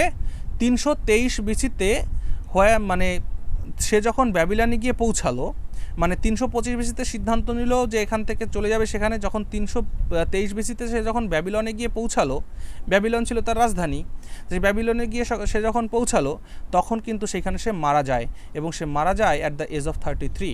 খুব অল্প বয়সে তিনি কিন্তু মারা যান, এবং তার বিশ্বজয়ের স্বপ্নটা স্বপ্নই থেকে যায়। ওকে, আচ্ছা, এরপরে আমরা দেখব যে রেজাল্ট অফ গ্রিক ইনভেশন। এই গ্রিকরা যে আমাদের সেই সময় ভারতে আক্রমণ করেছিল বা ইনভেশন করেছিল, এতে আমাদের কী লাভ হলো? ঠিক আছে, এটা আমরা দেখছি এখন। তাহলে দেখো, the Greek invasion of India opened the trade root between north West and western Asia, মানে পশ্চিম এশিয়ার সঙ্গে ভারতবর্ষের যে বাণিজ্যিক রুট, সেইটা কিন্তু খুলে দিয়েছিল এই গ্রিকদের ইনভেশনের জন্যে। আর কি, Europe came in to contact. এতদিন আগে ইউরোপের সাথে ভারতের কোনো কন্ট্যাক্ট ছিল না, কিন্তু এখন কিন্তু ইউরোপ ভারতের কন্ট্যাক্টে চলে এসেছিল। The invasion led the establishment of more Greek settlements in this area, এবং আমাদের যে সমস্ত অঞ্চলগুলোতে এই গ্রিকদের জয় হয়েছিল, সেই জায়গাগুলোতে কিন্তু আরও গ্রিক সেটেলমেন্টস গড়ে উঠতে শুরু করলো। Opened up land and sea route between Greek and India, এবং গ্রিক আর ভারতের মধ্যে সামুদ্রিক এবং পথমার্গের ব্যবস্থা চালু হয়ে গেল। আর কি, Indians learned from the Greek in the field of, এবং ভারতীয়রা গ্রিকদের থেকে অ্যাস্ট্রোনমিতে শিক্ষা গ্রহণ করেছে, কয়েনেজে শিক্ষা গ্রহণ করেছে, আর্কিটেকচারে, স্কাল্পচারে, এই বিভিন্ন বিষয়ে শিক্ষা গ্রহণ করেছে। তা মনে রাখবে, গ্রিক আর ভারত এই দুটোর মিশ্রিত শিল্পকে বলা হয় কিন্তু গান্ধার স্কুল অফ স্কাল্পচার, অর্থাৎ ইন্দো গ্রিক যে স্থাপত্য শিল্পের মিশ্রণ, সেটাই হচ্ছে গান্ধার স্কুল অফ স্কাল্পচার। ওকে, এরপর দেখো সবথেকে মারাত্মক জিনিস যেটা ভারতীয় রাজারা শিখলো সেটা হচ্ছে Indian rulers first time realized that the necessity of a unified structure of empire is needed. Okay, মানে কি যে আমরা যদি ছোট্ট ছোট্ট ছোট্ট ছোট্ট ভাগে ভাগ হয়ে থাকি তাহলে যে কোনো বিদেশি শক্তি এসে আমাদেরকে অ্যাটাক করতে পারে, আমাদেরকে লুট করতে পারে, লুণ্ঠন করতে পারে। কিন্তু আমাদের যদি একটা ইউনিফাইড গভর্নমেন্ট থাকে, মানে একটা সেন্ট্রাল পাওয়ার যদি আমাদের থাকে, তাহলে কিন্তু আমাদের পরাজয় করা সম্ভব নয়, কারণ সবাই সবারকে সহযোগিতা করবে। তাহলে একটা সেন্ট্রাল পাওয়ার বা একটা ইউনিফাইড স্ট্রাকচার অফ এম্পায়ার যে দরকার, এইটা কিন্তু ইন্ডিয়ান রুলার্সরা তখন বুঝতে পেরেছিল। আর সেইটা বোঝার জন্যেই কিন্তু মৌর্য সাম্রাজ্যের মতন এত বিশাল সাম্রাজ্য গড়ে উঠেছিল। অর্থাৎ আমরা যখন মৌর্য যুগ পড়ব তখন আমরা দেখব যে সেখানে গিয়ে যুদ্ধ করতে হচ্ছে না, শুধু বলা হচ্ছে যে তোমরা আমাকে ট্যাক্স দাও, আমি তোমাদেরকে প্রোটেকশন দেব। সেইভাবেও কিন্তু রাজ্য মগধের আন্ডারে এসছিল। ওকে, তো যাই হোক, আজকে এই পর্যন্তই এন্ড করলাম। তোমাদের কার কেমন লেকচারটি লাগলো অবশ্যই আমাকে জানাবে। হ্যাঁ, আর এই ভিডিও ডেসক্রিপশানে আমি এটার লিংক দিয়ে দেবো, সেখান থেকে তোমরা এটাকে ডাউনলোড করে নিতে পারো। আরেকটা কথা বলে দিই, যদি আমার পড়ানো তোমাদের ভালো লাগে তো অবশ্যই তোমরা আমাকে কন্ট্রিবিউট করতে পারো। তোমাদের যার যা মনে চায়, যার যা অ্যামাউন্ট মনে চায় তোমরা আমায় কন্ট্রিবিউট করতে পারো। ডিসক্রিপশন সেকশানে আমার ইউপিআই আইডি দেওয়া আছে, সেই ইউপিআই আইডিতে তোমরা আমাকে যার যার ইচ্ছা সেখানে কন্ট্রিবিউট করতে পারো। কারণ আমি তোমাদের কাছে আমার সময়ের মূল্যটা চাইছি, যে সময় আমি তোমাদের জন্য ব্যয় করছি তার মূল্যটা আমি চাইছি, সেটা তোমরা চাইলে কিন্তু আমাকে দিতে পারো। ওকে, থ্যাংক ইউ আজকে ভিডিওটি শেষ পর্যন্ত দেখার জন্যে।